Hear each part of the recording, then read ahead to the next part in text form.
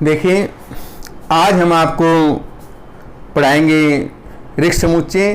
पहली जो एक्सरसाइज है वो हम आपको इससे पहले जो हमने वीडियो डाली थी उसमें हम करा चुके हैं। अब देखिए, रिक्त समुच्चय नाम से देखो पता चलता है रिक्त का मतलब होता है खाली। इसको हम एम्प्टी सेट ही बोलते हैं। इसके वैसे तो और भी नाम है, वाइड सेट ही बोलते हैं इसको, हम जीरो सेट ही बोलते हैं, नल सेट ही बोलते हैं, कई नाम इसके हैं। तो रिक्त का अर्थ होता है खाली। ऐसा समुच्चय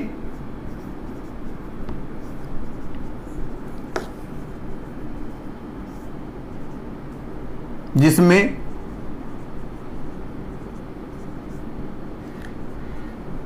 एक भी अवयव न हो।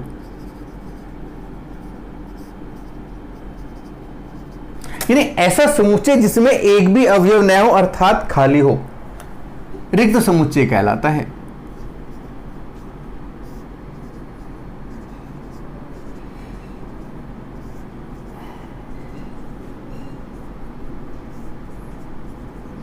इसे देखो, ग्रीक भाषा का शब्द होता है खाली।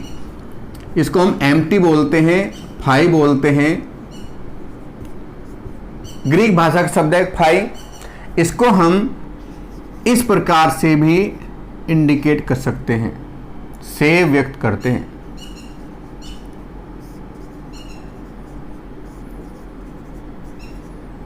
एग्जाम्पल, जैसे यहां पर मैं सेट लिख देता हूं। जैसे हमने यहां पर लिख दिया है हमारे देश की वर्तमान महिला प्रधानमंत्री।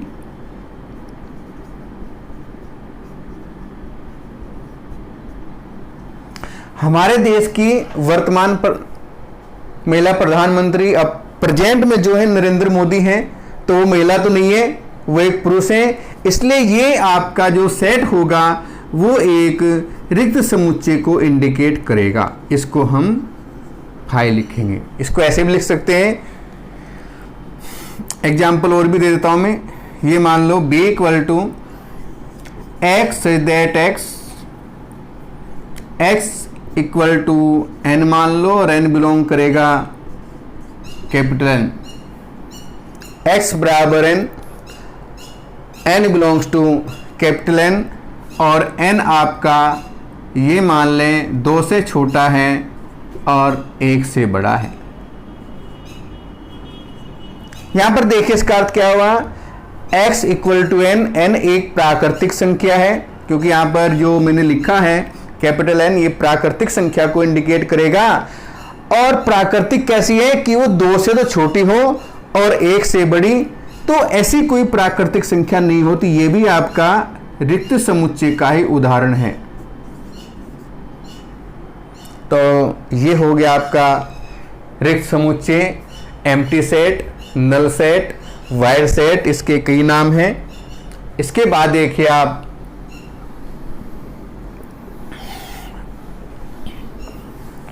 एकल समुच्चय।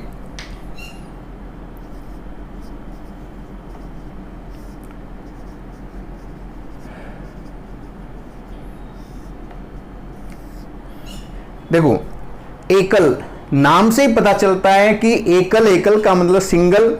इसको इंग्लिश में बोलते हैं सिंगलटन सेट। तो ऐसा समुच्चय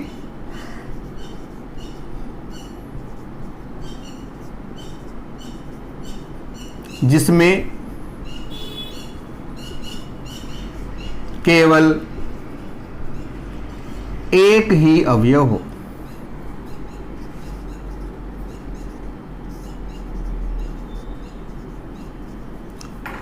एकल समुच्चय कहलाता है।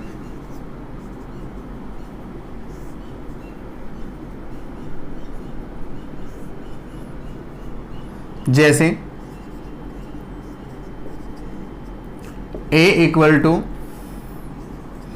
X such that x equal to n, n belong करेगा आपका प्राकृतिक संख्या को, वो इस प्रकार की संख्या हो कि यहाँ लिख दिया मैंने 5 से छोटी और 3 से बड़ी। तो 5 से छोटी है और 3 से बड़ी है, तो ऐसी संख्या 4 हो जाएगी। ये आपका सिंगलटन सेट का एग्जाम्पल हो चुका है, अर्थात एकल समुच्चय का उदाहरण है। अब हम समुच्चय के प्रकारों की बात करते हैं। तो समुच्चय 2 प्रकार के होते हैं, परिमित और अपरिमित समुच्चय। देखिए समुच्चय के प्रकार,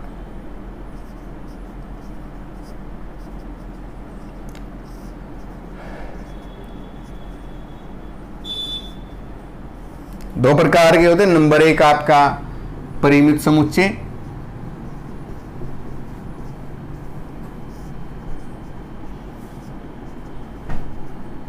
देखो नाम से ही पता चलता है परिमित, इसको इंग्लिश में बोलते हैं फाइनाइट सेट।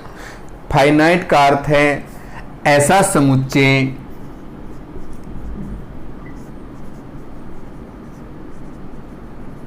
जिसमें अवयवों की संख्या निश्चित हो।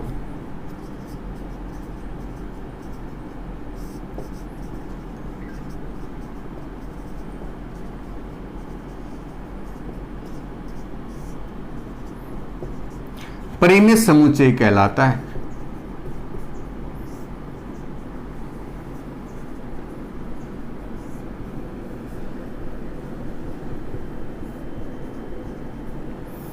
देखो कई बार इसमें बच्चे कंफ्यूज हो जाते हैं, तो मैं ऐसे एग्जाम्पल आपको बताऊंगा जिसमें बच्चे कंफ्यूज हो जाते हैं कि इसको हम परिमित के अंदर ले या अपरिमित के अंदर। दूसरा लिख देता हूं मैं, फिर एग्जाम्पल एक साथ ही दूंगा। सेकंड आपका अपरिमित समुच्चय,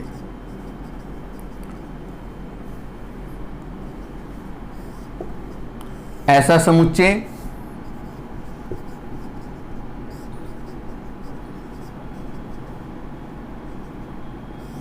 जिसमें अवयवों की संख्या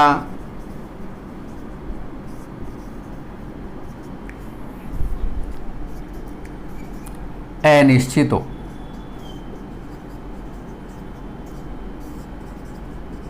अपरिमित समुच्चय कहलाता है।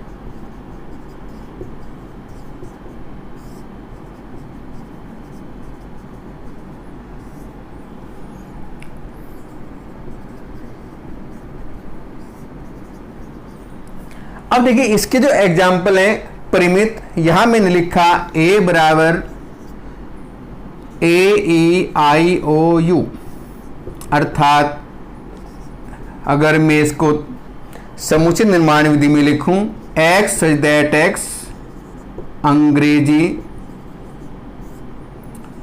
वर्णमाला के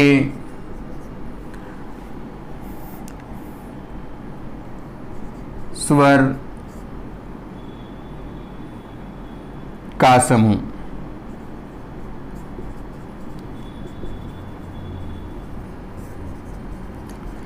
यानी अंग्रेजी वर्णमाला के स्वर का एक अवयव है, अर्थात जो अंग्रेजी वर्णमाला के स्वर हैं उनका समूह यहां पर ऊपर लिखा हुआ है AEIOU।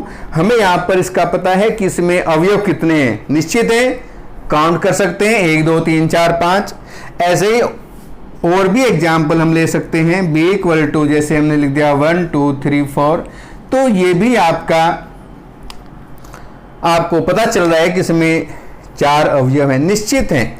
तो इसको तो आप देखकर कोई भी बता सकता है कि ये आपका समुच्चय परिमित के अंदर आएगा या अपरिमित के अंदर आएगा। लेकिन मैं आपको ऐसे उदाहरण बताऊंगा जहां पर आप कंफ्यूज होंगे कि इसको हम परिमित के अंदर लें या अपरिमित के अंदर लें। ऐसा उदाहरण देखिए, मैं यहां पर लिखता हूं, समुच्चय लिया मैंने, चलो ए ही ले लेता हूं। भारत की जनसंख्या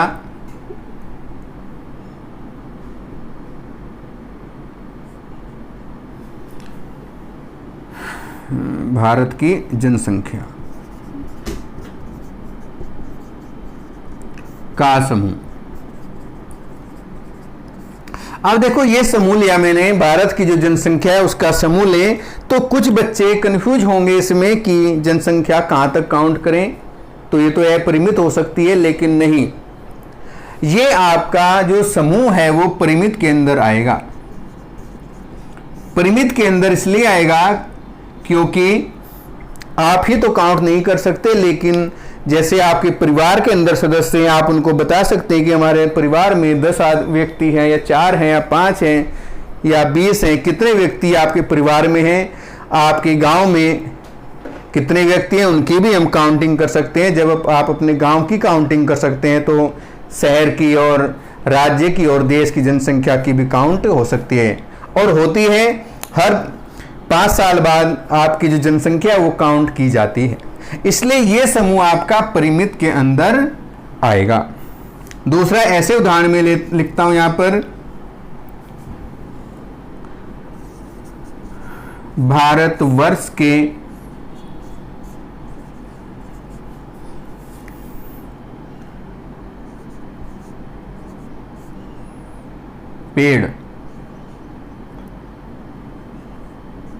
पेड़ों का समूह।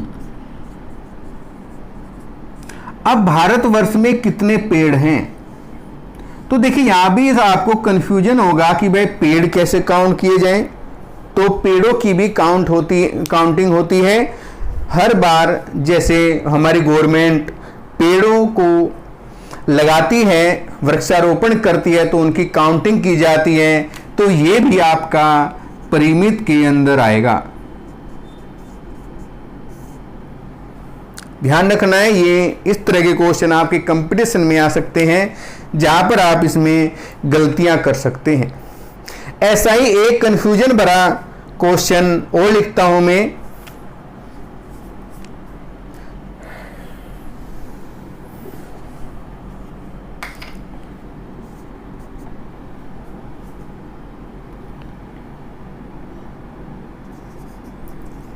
आकाश में उपस्थित तारों का समूह। अब आकाश में उपस्थित तारे जो हैं, एक तो ये हुआ और एक लिख दिया मैंने आकाश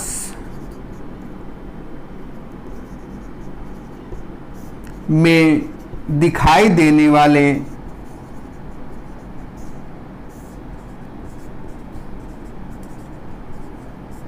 तारों का समूह।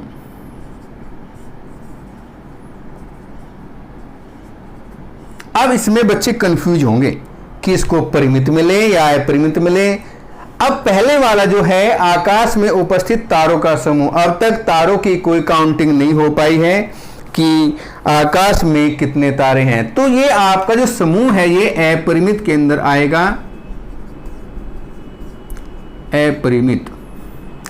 लेकिन आकाश में दिखाई देने वाले, अब इसमें भी बात आती है यदि हम कहें पृथ्वी से देखने पर, यहां मैं और एक चीज और जोड़ देता हूं, पृथ्वी से देखने पर आकाश में दिखाई देने वाले तारों का समूह। तो मैं आपको बता देता हूं कि अगर मौसम बिल्कुल साफ है और पृथ्वी के किसी भी स्थान से हम खगोलीय दूरदर्शी से तारों को देखते हैं तो हमें 3000 तारे खगोलीय दूरदृष्टि से दिखाई देते हैं। इसका अर्थ ये हुआ कि ये समुच्चय आपका परिमित के अंदर आएगा। तो ऐसे बहुत से उदाहरण आपको मिलेंगे जिनमें आप कंफ्यूज हो सकते हैं। वैसे जो आपकी राजस्थान बोर्ड की बुक है, जो NCERT है, CBSE सिलेबस में है, उसमें सिंपल क्वेश्चन है आपके, ऐसे कोई कठिन क्वेश्चन नहीं जिसमें ऐसा कंफ्यूजन भरा क्वेश्चन हो, सारे सिंपल क्वेश्चन है। फिर भी मैं आपकी नॉलेज के लिए मैंने ये आपको बता दिया है। अब आगे बढ़ते हैं। अब हम बात करते हैं समुच्चय की कोटि।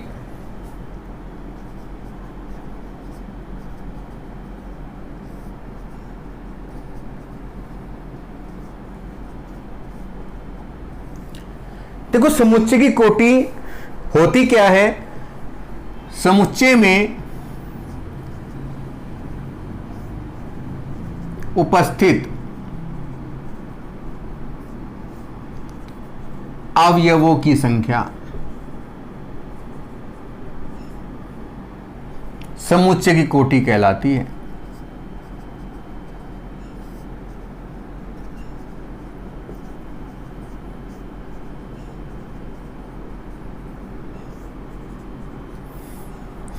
अवयवों की पुनरावृत्ति से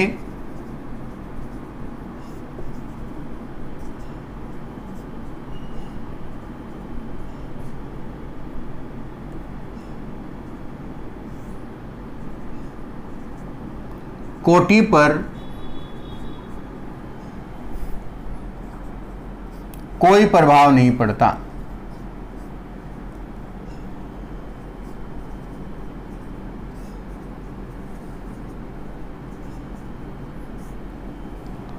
अब देखिए भाई समुच्चय जो है, जैसे मैं यहां पर लिख दिया a बराबर ABCD लिख दिया, तो यहां पर काउंट कर लेंगे, 4 अवयव हैं तो कोटि हो गई 4। मैंने ऊपर लिखा है समुच्चय में उपस्थित अवयवों की संख्या समुच्चय की कोटि कहलाती है। 4 अवयव हैं, कोटि हो गई 4। अगर मैं यहां पर लिख दूं a बराबर ABCDA,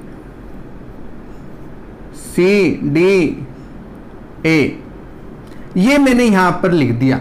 अब देखिए यहां पर मैंने D को 2 बार लिख दिया है और A को भी 2 बार लिख दिया, तो यहां पर कोटि पर कोई प्रभाव नहीं पड़ेगा, भले ही आप उसको 10 बार लिख लें, कोटि 4 ही रहेगी। क्यों? क्योंकि मैं आपको और भी एग्जाम्पल दूं कि जैसे मान लो कोई छात्र है, कक्षा 11 में उसने एडमिशन लिया और रजिस्टर में उसका स्कूल वाले ने 2 बार या 3 बार नाम लिख दिया, तो ऐसा तो होगा नहीं वो बच्चा 2 बार फीस दे दे। वो एक ही बार काउंट होगा और एक ही बार फीस देगा। ऐसा नहीं कि 2 बार नाम लिख दिया तो 2 बार फीस दे देगा, नहीं। अवयवों की पुनरावृत्ति से कोटि पर कोई प्रभाव नहीं पड़ता, कोटि उसकी वही रहेगी जो पहले थी। ओके, अब आगे बढ़ते हैं। समुच्चय समान और तुल्य समुच्चय, 2 प्रकार के और रह गए भी। समान समुच्चय,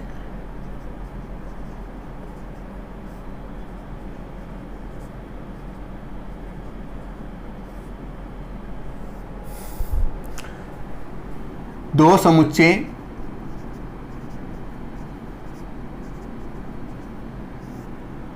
समान तब कहलाएंगे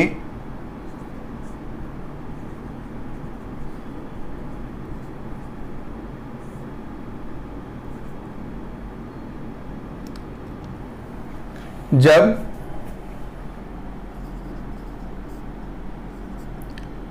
उनकी कोटि व अवयव समान हो। देखिए एग्जाम्पल मैंने कहा है, 2 समुच्चय समान कब कहलाएंगे? जब उनकी कोटि और अवयव दोनों समान हो। जैसे यहां पर हमने लिया A B C लिया हमने, और B ले लिया B A C, ऐसे रिपीटेशन अवयव की स्थिति बदलने पर कोटि पर कोई प्रभाव नहीं पड़ता। ये आपका A और ये आपका B, क्योंकि इसमें भी ABC है, इसमें भी तो ABC है, 3 अवयव इसमें, 3 ही इसमें है, कोटि भी समान है और अवयव भी समान है, तो ये दोनों आपके समान समुच्चय कहलाएंगे। एक और है आपका तुल्य समुच्चय।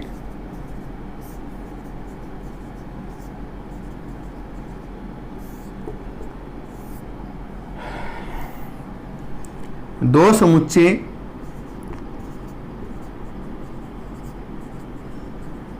तुल्य समुच्चय कहलाएंगे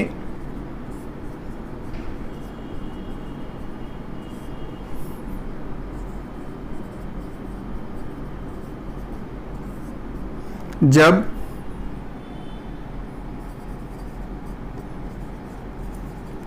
केवल कोटि समान हो।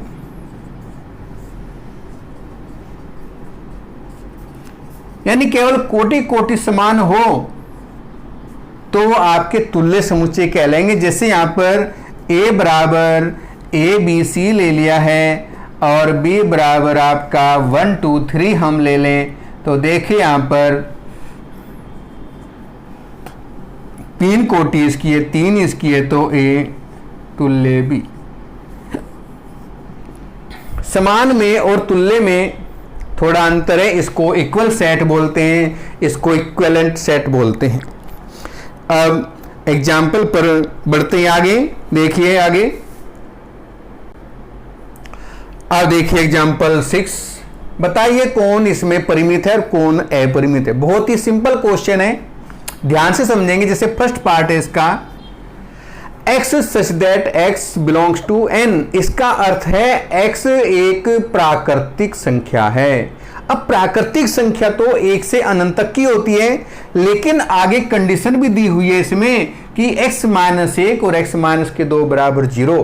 तो यहां पर मैं इसको हल करूं, x माइनस 1 और x माइनस 2 इक्वल टू 0, तो एक तो आएगा x इक्वल टू 1 और एक x इक्वल टू 2। अर्थात x एक प्राकृतिक संख्या तो है, परंतु वो 1 और 2 है। तो ये आपका समुच्चय हो गया फर्स्ट पार्ट का, ये समुच्चय हुआ। अब ये इसके अंदर तो केवल 2 ही अवयव हैं, तो ये आपका परिमित हो जाएगा, परिमित होगा। अब बात करते हैं सेकंड की। सेकंड पार्ट देखिए यहां पर, सेकंड ये आपका x such that x belongs to n, n एक प्राकृतिक संख्या है, लेकिन वो किस प्रकार की है कि x स्क्वायर बराबर 4। इसको हल करें तो x स्क्वायर बराबर 4, तो x बराबर आएगा प्लस माइनस के 2। लेकिन इसने कहा है कि वो प्राकृतिक है, माइनस तो प्राकृतिक में होता नहीं, इसलिए समुच्चय जो होगा केवल 2 होगा। ये आपका एकल समुच्चय हो गया, और एकल भी परिमित के अंदर आता है, ये भी आपका परिमित हो गया है। बात करते हैं तीसरा, थर्ड पार्ट देखिए। अब x such that x belongs to n और 2x minus 1 equal to 0। x एक प्राकृतिक संख्या है, लेकिन वो किस प्रकार की है, 2x माइनस 1 बराबर 0, 2x बराबर 1, तो x बराबर 1/2। अब 1/2 तो प्राकृतिक नहीं होता भाई, ये तो बिलोंग ही नहीं कर रहा है। बिलोंग नहीं कर रहा है तो समुच्चय जो होगा, ये समुच्चय हो जाएगा आपका फाई, अर्थात खाली रिक्त समुच्चय। और रिक्त समुच्चय भी परिमित के अंदर आता है, परिमित। अब बात करते हैं चौथा जो प्रश्न है आपका, x belongs to n, x एक प्राकृतिक संख्या है, लेकिन x एक अभाज्य संख्या है। अब बात करें अभाज्य की, तो अभाज्य तो भाई हमें 2 3 5 7 11 इस प्रकार से अनंत तक संख्या है। इसका लास्ट की संख्या का तो हमें पता ही नहीं, तो ये आपका अपरिमित के अंदर आएगा, अपरिमित। लास्ट का और रह गया, x belongs to n, n एक प्राकृतिक संख्या है, लेकिन वो एक विषम संख्या है। विषम का अर्थ आपका ये हो जाएगा 1 3 5 7 9 ... अनंत तक की संख्या हो गई, तो ये आपका अपरिमित होगा, अपरिमित। तो अगर किसी बच्चे को कोई मान लो प्रॉब्लम आती है, कोई बात समझ में नहीं आती है, तो वो मेरे को मेरा जो व्हाट्सएप नंबर है उस पर भी बता सकता है। लिख देता हूँ मैं यहाँ पर 80 58 77 21 77, ये मेरा व्हाट्सएप नंबर है। इस पर भी बता सकता है, कमेंट के द्वारा भी बता सकता है, जैसी आपकी इच्छा है वो बता सकता है। स्पीड में भी कोई प्रॉब्लम हो, फास्ट हो या स्लो हो, या कोई समझाने में कोई प्रॉब्लम हो, तो वो बच्चा मेरे से पर्सनली कह सकता है व्हाट्सएप नंबर पर भी। अब हम आगे बढ़ेंगे।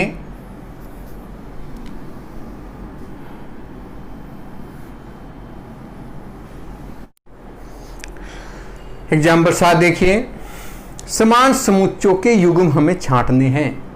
अगर इसमें कोई समान समुच्चय है तो उसको छांटें और फिर उसका कारण भी बताने कि समान कैसे हुए। अब देखिए पहला जो समुच्चय ए है, ए ऐसा समुच्चय जिसके अंदर 0 है। अब बात करते हैं बी की, तो बी बराबर एक्स सच दैट एक्स जो बड़ा है 15 से और साथ ही वो 5 से छोटा भी हो। तो ऐसी कोई संख्या होती नहीं कि वो 15 से बड़ी हो और 5 से छोटी हो। तो ये आपका रिक्त समुच्चय का उदाहरण हो गया है, खाली समुच्चय बन जाएगा ये। सी की बात करते हैं, एक्स सच दैट एक्स और x माइनस के 5 बराबर 0 है, x माइनस 5 बराबर 0, तो x का मान हो जाएगा 5। तो सी में हो जाएगा आपका एकल समुच्चय, 5 हो गया है। सी के बाद डी की बात करते हैं, तो डी है आपका x दैट x और x स्क्वायर बराबर है 25, तो x बराबर हो जाएगा प्लस माइनस 5। उसके बाद ए की बात करें तो यहां पर है x दैट x समीकरण एक्स स्क्वायर माइनस के 2x माइनस 15 बराबर 0 का एक धन पूर्णांक मूल है। तो यहां पर इसके हम गुणनखंड कर ले अलग से। देखिए एक्स स्क्वायर माइनस के 2x माइनस 15 बराबर 0, तुमने कक्षा 9-10 में भी गुणनखंड किए हुए हैं। तो यहां पर देखिए 15 है, 15 को हम गुणनखंड में करेंगे ऐसे 2 गुणनखंड की घटा कर आए 2, तो 5 गुणा 3 हो जाएगा, 5 तिया 15 और 5 में से 3 घटाएंगे तो 2 आएगा। ये हुआ आपका एक्स स्क्वायर माइनस के 5x प्लस के 3x माइनस 15 बराबर 0। भाई 5 तिया 15 और 5 में से 3 घटाए तो 2, वो भी माइनस का। अब 2 जोड़े इनके बन गए यहाँ पर, इन दोनों में से यहाँ पर x कॉमन लेंगे हम, तो ये हुआ x माइनस 5, इन दोनों में से 3 कॉमन लिया, x माइनस 5 बराबर 0, x माइनस 5 दोनों में कॉमन, यहाँ बचेगा x और यहाँ बचेगा आपका 3 इक्वल टू 0।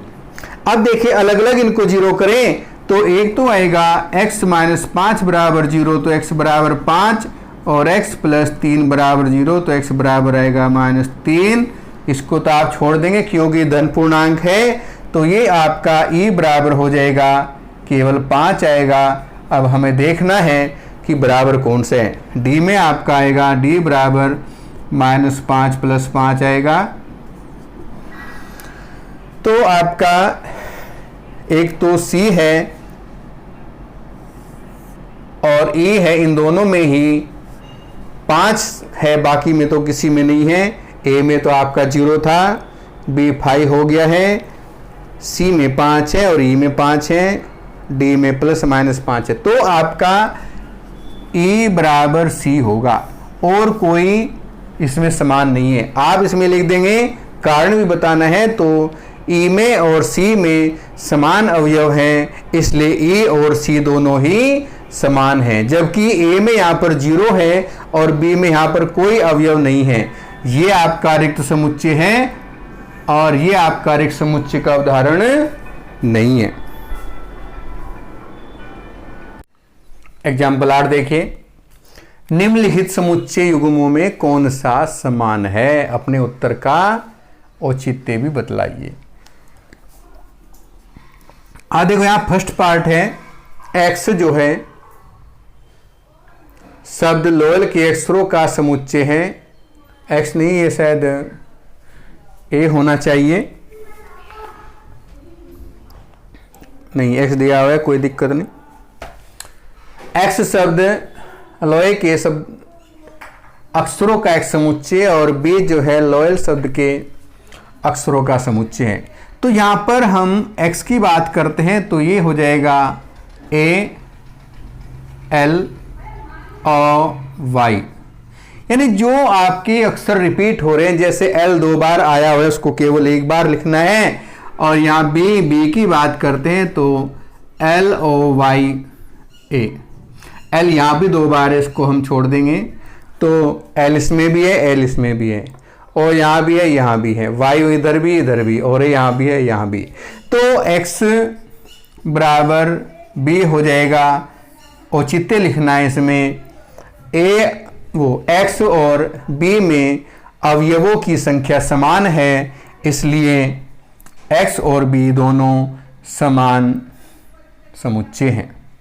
सेकंड इसकी बात करें तो a बराबर यहाँ पर होगा n such that n belongs to z। z का मतलब होता है पूर्णांक संख्या।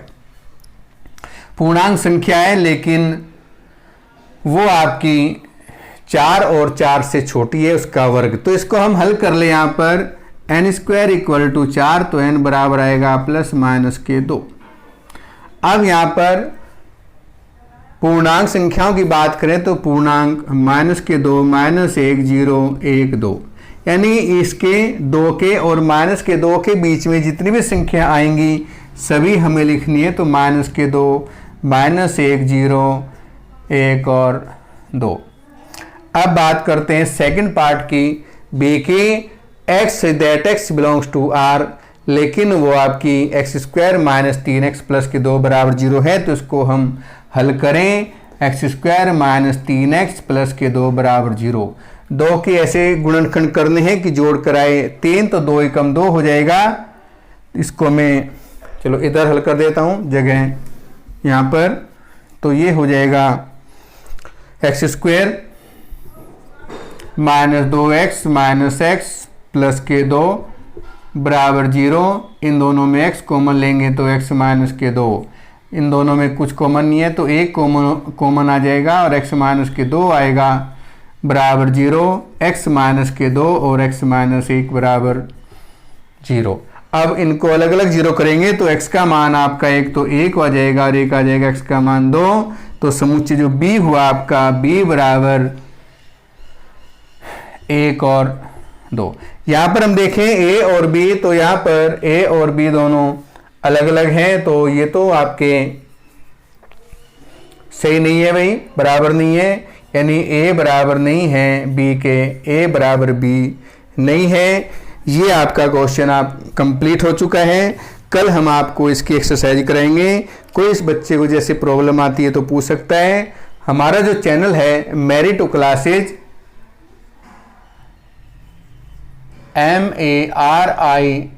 MARITO मैरिटो, फिर गैप देकर आपको क्लासेज करना है, थोड़ा गैप दे देना, CLASS क्लासेस। तो मैरिटो क्लासेज हमारा चैनल है, इसको लाइक सब्सक्राइब और शेयर करना है। अधिक से अधिक शेयर करें जिससे अधिक से अधिक बच्चों को फ़ायदा मिल सके। बिना किसी चार्ज के आपको अच्छी पढ़ाई मिल जाएगी।